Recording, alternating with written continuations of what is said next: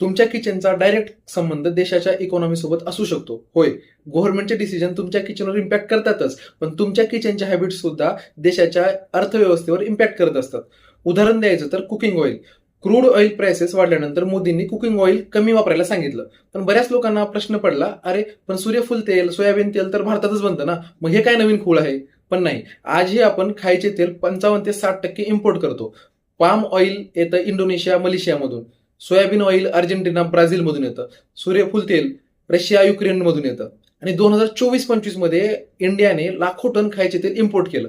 आता इश्यू फक्त तेलाचा नाही, इश्यू आहे डॉलर्सचा.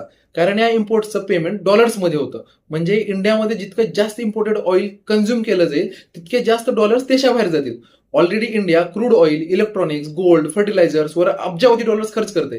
त्यात इडिबल ऑइल इम्पोर्ट्समुळे इकॉनॉमीवर अजून लोड येऊ शकतो. म्हणूनच इकॉनॉमी वीक झाली, रुपी कमजोर झाला तर त्याचा जास्त इफेक्ट शेवटी कुठे दिसतो? तुमच्या किचनमध्ये.